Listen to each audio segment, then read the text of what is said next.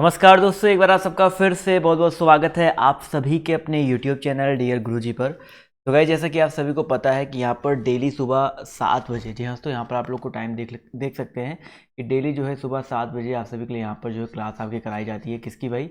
एक morning dose मिलता है जहाँ पर आप सभी के लिए जो है वीडियोज़ लेकर आता हूँ मैं आप सभी के लिए टॉप 25 जीके और जीएस के क्वेश्चन। और ये ऐसे क्वेश्चन होते हैं जो आपके थोड़े विविध टाइप के होते हैं, इतिहास, भूगोल, नागरिक शास्त्र, इन सभी से थोड़ा सा हट करके होता है। तो यहाँ पर जितने आज के मैं क्वेश्चंस करवाने वाला हूँ, इस वीडियो को आप लोग पूरा अंत तक देखिएगा, जिससे आप लोग जो है पूरी क्लास को जो है अटेंड कर सके और पूरी क्लास में जो है आप लोग जितनी भी चीज़ें हैं उसको देखने का प्रयास कीजिएगा। इसके साथ ही साथ अगर आप लोगों को फ्री पीडीएफ चाहिए तो आप लोग हमारे टेलीग्राम ग्रुप से जुड़ सकते हैं। फ्री पीडीएफ के लिए आप लोग को सिंपली क्या करना है, टेलीग्राम ग्रुप ज्वाइन करना है या अपना ऐप डाउनलोड कर सकते हैं। इंस्टाग्राम पे भाई ज़रूर से ज़रूर फॉलो कर लो, क्योंकि मैं आपको हमेशा बता रखा हूँ भाई इंस्टाग्राम पे जो इंपॉर्टेंट चीज़ें आपको देखने को मिलती रहती हैं। इसके अलावा आप सभी को पता है मेरी जो है 2 से 3 क्लासेस डेली अनअकैडमी पे भी मिलती है। तो आप लोग जो मेरी क्लासेस हैं अनअकैडमी पे भी ज्वाइन कर सकते हैं। तो अगर आपको अनअकैडमी पे मेरी क्लासेस को लेना है तो आपको सिंपली क्या करना होगा, आप लोगों को अनअकैडमी का लर्निंग ऐप डाउनलोड करना है। ये मेरा आईडी है मृत्युंजय जायसवाल नाम से, इस आईडी पे मुझे जाके फॉलो कर लेना है। और मेरा इनवाइट कोड है डियर गुरुजी। काफ़ी लोग को नहीं पता भाई, काफ़ी लोग कहते हैं सर आपका इनवाइट कोड क्या है। तो मेरा इनवाइट कोड है भाई डियर गुरुजी। इस कोड की मदद से जो GU है, ठीक है, इस कोड की मदद से मेरी क्लास को जो है बिल्कुल फ्री में एक्सेस कर सकते हैं। तो चलिए, काफ़ी लोग देखिए यहाँ पर जुड़ चुके हैं, तो सभी लोग बता दीजिए आप सभी को मेरी आवाज़ जो है क्लियर आ रही है। उसके बाद हम लोग क्लास को करते हैं स्टार्ट। ठीक है, तो पहला क्वेश्चन देखिए आज का आपके सामने ये रहा कि भारत में सूफी संप्रदाय के संस्थापक जो है किसे माना जाता है। इसका जवाब जो देते चलिएगा, इसका जो करेक्ट आंसर आपका क्या हो जाएगा। वेरी वेरी इंपॉर्टेंट क्वेश्चन है। जवाब देखिए यहाँ पर आना शुरू हो गया। तो भाई भारत में सूफी संप्रदाय का संस्थापक जो है किसे माना जाता है। जवाब देखिए यहाँ पर बिल्कुल सही आ रहा है भाई। भारत में अगर सूफी संप्रदाय की अगर हम बात करते हैं तो यहाँ पर सबसे पहले जो नाम आता है, सबसे पहले दिमाग में जो जहन में नाम आता है, किसका आता है भाई? ख्वाजा मोइनुद्दीन चिश्ती। इनकी दरगाह भी है, लोग इनकी दरगाह पे जाते भी हैं। तो ऑप्शन नंबर जो इसका सी दिया गया है यहाँ पर बिल्कुल करेक्ट हो जाएगा। ठीक है, अब देखिए इस क्वेश्चन से बहुत सारी चीज़ें बन सकती है। जैसे एक क्वेश्चन बन सकता है, ख्वाजा मोइनुद्दीन चिश्ती की दरगाह कहाँ पे स्थित है। ठीक है, तो एक क्वेश्चन आपका ये बन सकता है। तो भाई ख्वाजा मोइनुद्दीन चिश्ती की जो मज़ार है वो आप सभी को पता, मतलब इसमें बताने की आप लोग को ज़रूरत नहीं है, अजमेर में अवस्थित है। बिल्कुल सही बात है। आप लोग भी थोड़ा सा कमेंट करके जवाब देने का प्रयास किया करिए। अजमेर में अवस्थित है, इसको याद रखिएगा। अगला क्वेश्चन देखिए आपसे यहाँ पर क्या बोला गया, ध्यान से देखिएगा और सभी लोग जवाब देने का प्रयास कीजिएगा। गौतम बुद्ध का जो बचपन का नाम है आपका क्या था। सभी लोग क्वेश्चन नंबर 2 का जवाब देते हुए चलेंगे। गौतम बुद्ध के बचपन का नाम क्या था। तो बिल्कुल सही बात है। गौतम बुद्ध की अगर हम बात करते हैं तो इनके जो बचपन का नाम था सिद्धार्थ था। ठीक है, गौतम बुद्ध बुद्ध धर्म के प्रवर्तक थे। इनका जन्म लुम्बिनी नामक ग्राम में हुआ था। इनके बचपन का नाम सिद्धार्थ था, इनके पिता का नाम तो दोनों था। सभी लोग को पता है भाई। ठीक है, अगला क्वेश्चन देखिए यहाँ पर क्या बोला गया, ध्यान से देखिए। पूछा गया है कि भाई कथक नृत्य, थोड़ा सा मैं ऊपर कर देता हूँ, सभी लोग बता दीजिए सर जी कथक नृत्य जो है आपकी कहाँ की शैली है। वेरी वेरी इंपॉर्टेंट पॉइंट है। सभी लोग यहाँ पर जवाब जो है देते हुए चलिएगा। तो भाई अगर हम बात करते हैं कथक नृत्य के बारे में, तो जो कथक नृत्य है वो आपका उत्तरी भारत में आ जाता है। ठीक है, उत्तरी भारत में आ जाता है, यानी कि ऑप्शन नंबर जो इसका डी दिया गया। बेसिकली आप कह सकते हो यूपी की, ठीक है, उत्तर प्रदेश की जो आपकी नृत्य शैली है वो आपकी कथक है। केरल में जो लोग कन्फ्यूज होते हैं, केरल में कथकली होता है। ठीक है, केरल में कथकली होता है और मणिपुरम में मणिपुरी होता है, उड़ीसा में ओडिसी होता है। ये चीज़ आपको यहाँ पर ऑलरेडी पता ही है। तो ऑप्शन नंबर जो इसका डी दिया गया यहाँ पर बिल्कुल करेक्ट हो जाएगा। अगला क्वेश्चन देखिए आपसे यहाँ पर क्या पूछा गया है। रुक्मणी देवी अरुणडेल कला की किस विद्या से संबंधित है। देखिए क्वेश्चन आपका क्या पूछा गया है, जो रुक्मणी देवी अरुणडेल हैं वो कला की किस विद्या से संबंधित है। वेरी वेरी इंपॉर्टेंट क्वेश्चन है। तो साथियों याद रखिएगा शास्त्रीय नृत्य से। ठीक है, रुक्मणी देवी अरुणडेल जो है ये आपकी शास्त्रीय नृत्य से संबंधित है। तो ऑप्शन नंबर जो इसका बी दिया गया है यहाँ पर ये बिल्कुल करेक्ट हो जाएगा। अगला क्वेश्चन देखिए आपसे यहाँ पर क्या पूछा गया भाई, डांडिया, मतलब वेरी इजी क्वेश्चन भाई। डांडिया जो है किस नृत्य का मुख्य रूप है। सभी लोग क्वेश्चन नंबर 5 है, इसका जवाब देने का प्रयास करिएगा। डांडिया जो है किस नृत्य का जो है मुख्य रूप है। तो भाई क्वेश्चन नंबर 5 की अगर हम बात करते हैं तो इसका जो करेक्ट आंसर आपका क्या हो जाएगा, गुजरात का यहाँ पर जवाब देखिए आ रहा है। आसान क्वेश्चन है, गुजरात क्यों होगा, आप सभी को पता है गुजरात में जो है आपका डांडिया ये जो होता है, तो ऑप्शन नंबर जो इसका ए जवाब आ रहा है। कुछ लोग के यहाँ महाराष्ट्र भी जवाब आ रहा है। भाई महाराष्ट्र नहीं होगा भाई, डांडिया जो है गुजरात का जो है लोक नृत्य है सबसे मुख्य रूप से। तो ऑप्शन नंबर ए यहाँ पर जो है करेक्ट हो जाएगा।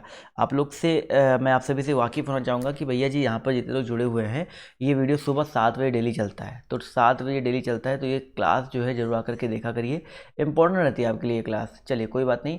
अगला क्वेश्चन देखिए आपसे यहाँ पर क्या बोला गया है। अगले क्वेश्चन की तरफ बढ़ते हैं। तो आपसे पूछा गया है भाई, राग देश किस प्रहर पे गाया जाता है। देखिए प्रहर 4 प्रहरों में बांटा गया है, तो आपको बताना है भाई जो राग देश है ये आपका किस प्रहर में गाया जाता है। वेरी वेरी इंपॉर्टेंट क्वेश्चन है, राग देश अगर आपके पेपर में आता है तो आप लोग को बताना है भाई किस प्रहर में गाया जाता है। तो भाई याद रखिए क्वेश्चन नंबर 6 का जो करेक्ट आंसर आपका क्या हो जाएगा। बिल्कुल सही बात सर। 6 नंबर क्वेश्चन की अगर हम बात करते हैं तो इसका जो करेक्ट आंसर है आपका हो जाएगा ऑप्शन नंबर डी, रात्रि के द्वितीय पहर में। ठीक है, जितने लोग यहाँ पर ऑप्शन नंबर डी जवाब दे रहे हैं रात्रि के द्वितीय पहर में, वो लोग यहाँ पर बिल्कुल करेक्ट हो जाएंगे। बहुत ही इंपॉर्टेंट क्वेश्चन है, इसको जो है याद रखिएगा। चलिए अगला क्वेश्चन देखिए आपसे यहाँ पर क्या बोला गया है, ध्यान से देखिएगा और सभी लोग जवाब जो है देने का प्रयास कीजिएगा। पूछा गया आपसे यहाँ पर, विलायत खान किस वाद्य यंत्र से संबंधित है। चलिए फटाफट यहाँ पर क्वेश्चन नंबर 7 है, इसका जवाब देते चलिएगा भाई, विलायत खान जो आपका किस वाद्य यंत्र से संबंधित है। क्वेश्चन नंबर 7 है, जवाब देखिए यहाँ पर आना शुरू हो गया है। तो भाई 7 नंबर क्वेश्चन का जो करेक्ट आंसर आपका हो जाएगा सितार। ठीक है, सितार से जो है आपके संबंधित है कौन, विलायत खान। तो ऑप्शन नंबर बी जितने साथियों ने जवाब दिया है वो लोग यहाँ पर बिल्कुल करेक्ट हो जाएंगे। अगला क्वेश्चन देखिए आपसे यहाँ पर क्या बोला गया है, ध्यान से देखिएगा। पूछा गया आपसे यहाँ पर कि हरिप्रसाद चौरसिया किस वाद्य यंत्र में निपुण थे। हरिप्रसाद चौरसिया के बारे में बोला गया है कि भाई किस वाद्य यंत्र में जो आपके निपुण थे। सभी लोग यहाँ पर जवाब जो है देते हुए चलिएगा। बिल्कुल सही बात सर, हरिप्रसाद चौरसिया। कई बार आपके सामने ये क्वेश्चन जो आपके सामने आ चुका है और जवाब देखिए यहाँ पर बिल्कुल सही है। तो हरिप्रसाद चौरसिया, बहुत ही अच्छी बात है, बंसी या बांसुरी वादक आप लोग कह सकते हो। तो जितने लोग यहाँ पर ऑप्शन नंबर ए जवाब दे रहे हैं वो लोग यहाँ पर बिल्कुल करेक्ट हो जाएंगे। चलिए साथियों आते हैं अगले क्वेश्चन की तरफ। तो अगला क्वेश्चन देखिए आपसे यहाँ पर क्या पूछा गया है। पूछा गया कि दुष्यंत की प्रेम पत्र लिखती शकुंतला, ये चित्रण जो है किसने किया है। क्वेश्चन नंबर आपका देखिए 9 आपसे क्या बोला गया है, बहुत ही ज़्यादा इंपॉर्टेंट क्वेश्चन है। देखते कितने लोग यहाँ पर जवाब देते हैं। पूछा गया है, दुष्यंत की प्रेम पत्र लिखती शकुंतला, ये चित्रण जो है आपका बेसिकली किसके द्वारा किया गया है। तो भैया याद रखिएगा इसका जो करेक्ट आंसर आपका क्या हो जाएगा, 9 नंबर क्वेश्चन का जो करेक्ट आंसर आपका हो जाएगा राजा रवि वर्मा। कई बार आपके पेपर में ये आता है ना कि जो राजा रवि वर्मा है ये बेसिकली किस विधा से संबंधित हैं। तो ये बहुत इंपॉर्टेंट पॉइंट है, याद रख लीजिएगा। चित्रकारी, ठीक है, ये चित्रकार, महान चित्रकार रह चुके हैं राजा रवि वर्मा। तो इनका नाम जो है आप लोग याद रखिएगा। ठीक है, तो ऑप्शन नंबर जो इसका सी दिया गया है यहाँ पर बिल्कुल करेक्ट हो जाएगा। अगला क्वेश्चन देखिए पूछा गया है, एम एल हुसैन एक क्या है। क्वेश्चन नंबर 10 दिया गया भाई, एम एल हुसैन। भाई एम एफ हुसैन तो आपने सुन रखा होगा ना, यहाँ पर एम एल हुसैन दिया गया है। तो भाई यहाँ पर अगर देखा है तो एम एफ कर लो यार, मैं क्योंकि एम एफ ही मैंने सुन रखा है। एम एल अगर होगा तो इसको मैं आपको बाद में करेक्ट करवा दूंगा, बट एम एफ हुसैन अगर आपके पेपर में आता है तो आप सभी को बताया जा चुका है भाई चित्रकार है भाई। ठीक है, सभी लोग को पता भाई काफ़ी फेमस चित्रकार है। तो यहाँ पर जितने लोग ऑप्शन नंबर सी जवाब दे रहे हैं वो लोग यहाँ पर बिल्कुल करेक्ट हो जाएंगे। ठीक है, सभी लोग के यहाँ पर जवाब जो है करेक्ट आ रहे हैं। मतलब बहुत ही मतलब इंडियन आर्टिस्ट हैं और मतलब ये समझ सकते हैं कि क्या मतलब बोला जाए कि लीजेंड आप ये माने जाते हैं। ठीक है, चलिए अगला क्वेश्चन देखिए आपसे यहाँ पर क्या बोला गया है, ध्यान से देखिएगा। इस क्वेश्चन की अगर हम बात करते हैं कि भाई साहब खालसा पंथ की नींव जो है किस सिख गुरु ने डाली थी। अब देखिए यहाँ से कई सारे क्वेश्चन बनते हैं। क्वेश्चन नंबर 11 की अगर हम बात करते हैं तो यहाँ पर बताइए सर जी, खालसा जो पंथ है इसकी नींव जो है किस सिख गुरु ने रखी थी। फटाफट यहाँ पर जो है जवाब देते हुए चलेंगे। तो यहाँ पर देखिए जवाब आना शुरू हो गया है, तो गुरु गोविंद सिंह। ठीक है, अगर हम बात करते हैं किसके बारे में भाई, गुरु गोविंद सिंह जी के बारे में। तो ये जो आपके क्या बोलते हैं 10वें नंबर के जो सिख गुरु थे। ठीक है, 10वें नंबर के सिख गुरु थे। बेसिकली इन्होंने जो है खालसा पंथ की नींव रखी थी। तो यहाँ पर जितने लोग ऑप्शन नंबर डी जवाब दे रहे हैं वो लोग यहाँ पर बिल्कुल करेक्ट हो जाएंगे। ठीक है, चलिए भाई 10th नंबर के सिख गुरु थे, याद रखिएगा। अगला क्वेश्चन देखिए आपसे यहाँ पर क्या पूछा गया, ध्यान से देखिएगा। पूछा गया कि एकमात्र वेद जो गद्य और पद्य दोनों में लिखा जाता है, एक ऐसा वेद बताओ जो गद्य में भी लिखा जाता है और पद्य में भी लिखा जाता है। बहुत ही ज़्यादा इंपॉर्टेंट क्वेश्चन है। क्वेश्चन नंबर 12 है, यहाँ पर जवाब देखिए आना शुरू हो गया है। तो भाई यहाँ पर जो करेक्ट आंसर होगा आपका यजुर्वेद हो जाएगा। ठीक है, अगर हम बात करते हैं किसके बारे में, यजुर्वेद के बारे में बात करते हैं, तो एक ऐसा वेद है जो कि गद्य में भी लिखा जाता है और आपका पद्य में भी लिखा जाता है। जबकि ऋग्वेद सबसे पुराना वेद माना जाता है। अथर्ववेद जो है अथर्वा ऋषि के द्वारा लिखा गया था और इसमें ही जो है जादू टोना के बारे में बताया गया और चिकित्सा विज्ञान के बारे में आपको देखने को मिल जाएगा। जबकि सामवेद जो है सा से संगीत होता है, सारे संगीत का जो जितने क्लासिकल संगीत है ना आपको यहीं पर देखने को मिलेंगे। तो चारों वेद आपको क्लियर हो गए। अगला क्वेश्चन, गायत्री मंत्र कहाँ से लिया गया, ये भी पेपर में आता है, तो ऋग्वेद ही याद रखिएगा। अगला क्वेश्चन देखिए आपसे यहाँ पर क्या पूछा गया है कि भैया किस बौद्ध ग्रंथ को प्रामाणिक बौद्ध धर्म का एनसाइक्लोपीडिया कहा जाता है। क्वेश्चन नंबर आपके यहाँ पर 13 बोला गया है कि कौन सा बौद्ध ग्रंथ है जिसके प्रारंभिक बौद्ध धर्म का एनसाइक्लोपीडिया जो है कहा जाता है। तो भैया यहाँ पर जवाब देखिए आना शुरू हो गया। तो सुत्त पिटक, 3 तरह के पिटक थे इनके भाई, सुत्त पिटक, अभिधम पिटक और विनय पिटक। तो इन तीनों पिटकों में जो आपका ये सुत्त पिटक है ये प्रारंभिक बौद्ध धर्म का एनसाइक्लो यानी कि स्टार्टिंग का जो बौद्ध धर्म है कैसे क्या हुआ, तो उसके बारे में बहुत ज़्यादा जानकारी बिल्कुल डिटेल में यहाँ पर दी गई है। तो ऑप्शन नंबर ए जो है याद रखिएगा। अगला क्वेश्चन देखिए आपसे यहाँ पर क्या बोला गया है। क्वेश्चन नंबर हम बात करते हैं, 1 मिनट रुक जाइए अगले क्वेश्चन की। तो सिनानाग, यहाँ पर देखिए क्या बोला गया है, सिनानाग किस धर्मावलंबी का पूजा स्थल है।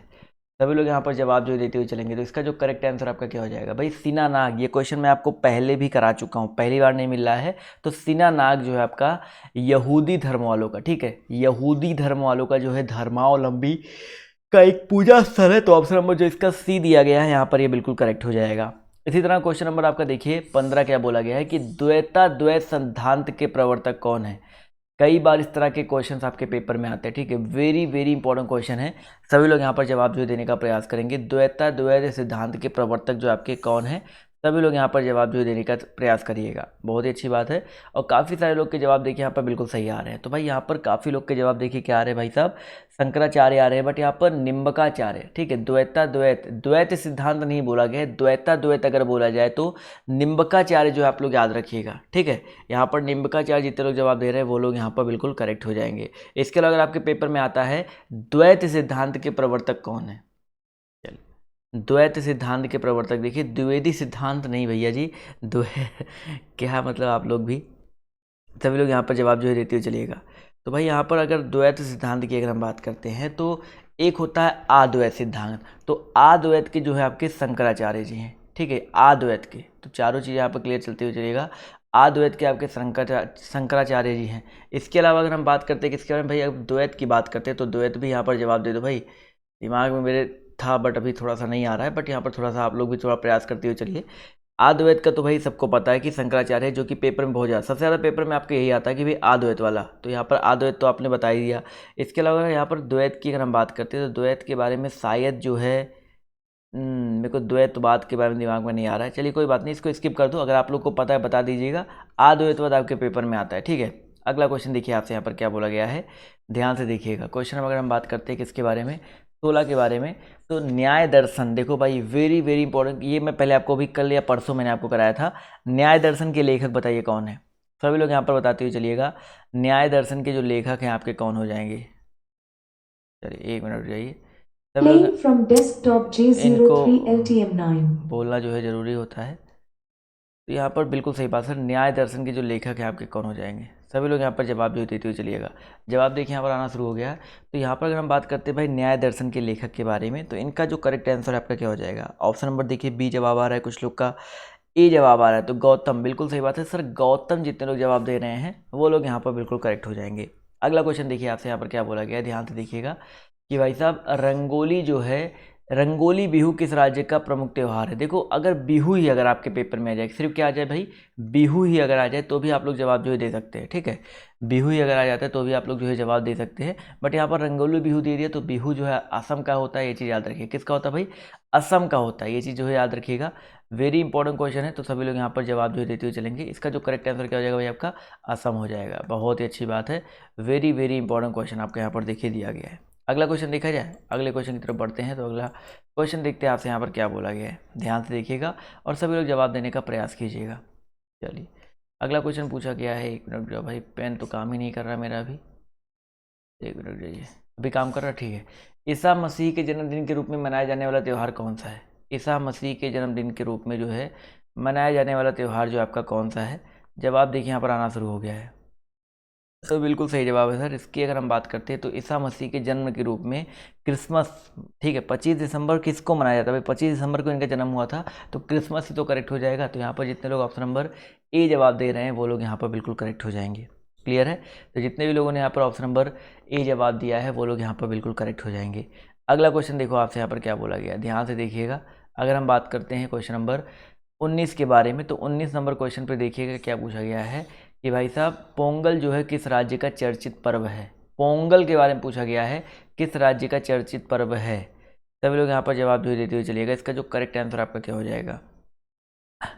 जवाब देखिए यहाँ पर आना शुरू हो गया। तो भाई अगर हम बात करते हैं पोंगल के बारे में, तो पोंगल जो है आपका बेसिकली क्या हो जाएगा? बहुत ही अच्छी बात है, जवाब देखिए यहाँ पर आना शुरू हो गया है। बिल्कुल सही बात सर। पोंगल की अगर हम बात करते हैं तो कुछ जैसे अपने यहाँ पर उत्तर भारत की अगर हम बात करते हैं तो उत्तर भारत में आपका जैसे आपका क्या होता है, खिचड़ी होता है, वैसे वहाँ पर क्या होता है, पोंगल होता है तमिलनाडु में। तो यहाँ पर जितने लोग पोंगल जवाब दे रहे हैं वो लोग यहाँ पर बिल्कुल करेक्ट हो जाएंगे। ठीक है, तो यहाँ पर जितने लोग पोंगल जवाब दे रहे हैं वो लोग यहाँ पर बिल्कुल करेक्ट हो जाएंगे। अगला क्वेश्चन देखिए आपसे यहाँ पर क्या बोला गया है, ध्यान से देखिएगा और सभी लोग यहाँ पर जवाब जो देने का प्रयास कीजिएगा। क्वेश्चन नंबर अगर हम बात करते हैं किसके बारे में, 20 के बारे में, तो कह रहा है कि भाई साहब यहाँ पर जो होय सलेश्वर का मंदिर जो है कहाँ पे स्थित है? ठीक है, होय सलेश्वर के बारे में पूछा गया है। ये मंदिर जो है आपका बेसिकली कहाँ पर अवस्थित है? सभी लोग यहाँ पर जवाब जो है देने का प्रयास करेंगे। बहुत ही अच्छी बात है, काफ़ी लोग के जवाब देखिए यहाँ पर बिल्कुल सही आ रहे हैं। माफ़ कीजिएगा भाई, सुबह सुबह का टाइम है, यहाँ पर आप लोग जवाब देते चलेगा। भाई होय सलेश्वर की अगर हम बात करते हैं तो यहाँ पर होय सलेश्वर जो आपका हो जाएगा हेलविड। ठीक है, हेलविड ऑप्शन नंबर जो इसका डी दिया गया है यहाँ पर, ये बिल्कुल करेक्ट हो जाएगा। अगला क्वेश्चन देखिए आपसे यहाँ पर क्या बोला गया, ध्यान से देखिए। श्री वरदराजन का मंदिर जो कि आपका कांचीपुरम में है, तो कई ये देखिए दो चीज़ आपके यहाँ पर बन गई कि भाई श्री वरदराजन, ठीक है, क्या बन गया आपका? श्री वरदराजन का मंदिर जो कि आपके कहाँ पे है, कांचीपुरम में है, किस देवता को समर्पित है? सभी लोग यहाँ पर बताते हुए चलिएगा। इसका जो करेक्ट आंसर आपका क्या हो जाएगा? जवाब देखिए यहाँ पर आना शुरू हो गया है। तो इसका जो करेक्ट आंसर आपका क्या हो सकता है? तो बिल्कुल सही बात है सर, यहाँ पर जो करेक्ट आंसर आपका हो जाएगा ऑप्शन नंबर बी जवाब आ रहा है कुछ लोग का, विष्णु जी को, क्योंकि वरदराजन लिखा गया है। तो यहाँ पर जितने भी साथी जवाब दे रहे हैं भाई option number B Vishnu ji, वो लोग यहाँ पर बिल्कुल करेक्ट रहेंगे। थोड़ा सा आप लोग खुद से अंदाजा लगाते तो भी आपका इसका जो आंसर है आपका करेक्ट आ जाता। अगला क्वेश्चन देखो आपसे यहाँ पर क्या बोला गया है, ध्यान से देखिएगा और सभी लोग यहाँ पर जवाब जो है देने का प्रयास कीजिएगा। पूछा गया आपसे यहाँ पर कि प्रसिद्ध छोटा इमाम बाड़ा जो है कहाँ पे स्थित है? प्रसिद्ध जो आपका छोटा, चाहे छोटा इमाम बाड़ा पेपर में आए आपके या बड़ा इमाम बाड़ा है, कुछ भी, दोनों में से कोई भी अगर आपके पेपर में आता है तो सिंपल सा दोस्तों याद रखिए क्या आंसर हो जाएगा। चलिए भाई, तो यहाँ पर जो करेक्ट आंसर आपका हो जाएगा 22 नंबर क्वेश्चन की अगर हम बात करते हैं तो ऑप्शन नंबर ए लखनऊ में। ठीक है, तो जितने लोग लखनऊ जवाब दे रहे हैं वो लोग यहाँ पर बिल्कुल करेक्ट हो जाएंगे। चलिए भाई, जितने भी लोगों ने यहाँ पर लखनऊ जवाब दिया है वो लोग यहाँ पर बिल्कुल करेक्ट हो जाएंगे। तो जितने लोग यहाँ पर लखनऊ जवाब दे रहे हैं वो लोग यहाँ पर बिल्कुल करेक्ट हैं। और यहाँ पर जो लोग जुड़े हुए हैं, समझो ध्यान से इस क्वेश्चन को समझते हुए चलिएगा और प्रयास जो है सभी लोग करते हुए चलिएगा। तो यहाँ पर छोटा इमाम बाड़ा बड़ा इमाम बाड़ा लखनऊ में है, जयपुर में आपका हवा महल पेपर में बहुत ज़्यादा आता है, तो दिल्ली में तो बहुत सारी चीज़ें हैं, हुमायूं का मकबरा है, दिल्ली में आपका लाल किला है, दिल्ली में बहुत सारी चीज़ें हैं, आगरा में भैया अकबर ने बहुत सारी चीज़ें बनवाई है, प्रिय स्थल माना जाता है आगरा को। अगला क्वेश्चन देखो आपसे यहाँ पर क्या बोला गया, ध्यान से देखिएगा। क्वेश्चन नंबर अगर हम बात करते हैं तो यहाँ पर क्वेश्चन नंबर अगर हम बात करें भाई 23 के बारे में, तो 23 नंबर क्वेश्चन देखिए आपसे क्या बोला गया है, ध्यान देखिए। राष्ट्रपति भवन जो आपका कहाँ पे अवस्थित है? 23 नंबर क्वेश्चन जवाब देखिए यहाँ पर आना शुरू हो गया। भाई राष्ट्रपति भवन की अगर हम बात करते हैं तो ये जो है आपका नीलगिरी पहाड़ी, रायलसीना पहाड़ी या अरावली पहाड़ी। तो भाई राष्ट्रपति भवन कहाँ पे, पहले ये सोचो, राष्ट्रपति भवन आपका जो है कहाँ पड़ता है? रायलसीना पहाड़ियों पर। बहुत ही इंपॉर्टेंट क्वेश्चन दिया गया भाई, दिल्ली, तो ऑप्शन नंबर जो इसका बी दिया गया है यहाँ पर बिल्कुल करेक्ट हो जाएगा, रॉयल सीना पहाड़ियों पर। तो जितने लोगों ने ऑप्शन नंबर बी जवाब दिया बिल्कुल करेक्ट हो जाएंगे। अगला क्वेश्चन देखिए आपसे यहाँ पर क्या बोला गया है, पेरिस में स्थित एफिल टावर के डिजाइनर जो है निम्नलिखित में से कौन थे? पेरिस में जो आपका स्थित एफिल टावर है उसके डिजाइनर जो है आप सभी को बताते हुए चलना है आपके कौन थे? जवाब देखिए यहाँ पर आना शुरू हो गया भाई। पेरिस में स्थित जो आपका एफिल टावर है सर, गुस्ताव एफिल, उनके नाम पे ही आपका पड़ा हुआ है, तो ये जो उसके डिजाइनर थे तो इन्हीं के नाम पे आपका एफिल टावर पड़ गया है। तो ये चीज़ याद रखिएगा, वेरी वेरी इंपॉर्टेंट है। तो ऑप्शन नंबर जो इसका ए दिया गया है यहाँ पर बिल्कुल करेक्ट हो जाएगा। अगला क्वेश्चन देखिए आपसे क्या बोला गया कि संगीत नाटक एकेडमी की स्थापना जो आपकी कब हुई थी? इसका जवाब दीजिए भाई, संगीत नाटक एकेडमी। संगीत नाटक एकेडमी की स्थापना कब हुई थी? जवाब देखिए यहाँ पर बिल्कुल सही आ रहा है, 1953। जितने लोग यहाँ पर 1953 जवाब दे रहे हैं वो लोग यहाँ पर बिल्कुल करेक्ट हो जाएंगे। कभी कभी डेट भी आपके पेपर में आता है, तो 28 जनवरी, ठीक है, 28 जनवरी 1953 ईस्वी को जो है इसका हुआ था। और भारत के जो प्रथम राष्ट्रपति थे, उस समय तो राष्ट्रपति थे नहीं, 28 जनवरी को इन्होंने जो है सॉरी उस समय थे, माफ़ कीजिएगा, 53 में तो थे ना, प्रथम तो बन ही चुके थे। तो प्रथम जो राष्ट्रपति थे उन्होंने जो है इसका आयोजन किया था। तो ये चीज़ याद रखिएगा। तो ऑप्शन नंबर जो इसका बी दिया गया है यहाँ पर बिल्कुल करेक्ट हो जाएगा। मुख्यालय आपके पेपर में आता है बहुत ज़्यादा है, ठीक है, मुख्यालय जो है आपके पेपर में आता है, तो इसका मुख्यालय जो है आपका कहाँ पे भाई? इसका मुख्यालय आपका है लखनऊ में, ठीक है। संगीत नाटक एकेडमी का मुख्यालय आपका कहाँ है? लखनऊ में है। तो ये चीज़ जो है याद रखिएगा, ये बहुत इंपॉर्टेंट पॉइंट है। तो भैया आज की इस क्लास को यहीं पर हम लोग करते हैं, विराम देते हैं। अगली क्लास आपकी चलेगी पॉलिटी की, पार्ट नंबर 15 चलने वाली, 16 जो भी चलने वाला है। तो आज वहाँ पर क्या पढ़ाया जाएगा भाई? आज वहाँ पर राज्यपाल के आगे जो भी पढ़ता है वो आपको पढ़ाया जाएगा। तो आज की इस क्लास में सिर्फ इतना ही। अभी के लिए बाबा टेक केयर, जय हिंद जय भारत। मिलते हैं आप सभी से अगली क्लास में। लेकिन अगली क्लास बहुत ज़्यादा इंपॉर्टेंट है, देखिए डिस्क्रिप्शन बॉक्स में भी दिया गया लिंक, और अगली क्लास का लिंक मैंने कमेंट बॉक्स में भी पिन कर दिया, तो आप लोग वहाँ से आ सकते हैं। और पीडीएफ के लिए आप लोग हमारे टेलीग्राम ग्रुप से जुड़ जाइए। ऐप अगर आपने अभी तक डाउनलोड नहीं किया तो एप्लीकेशन जो है जरूर से जरूर डाउनलोड कर लीजिए। तो आज की इस क्लास में सिर्फ इतना ही। अभी के लिए बाय, टेक केयर, जय हिंद जय भारत, धन्यवाद।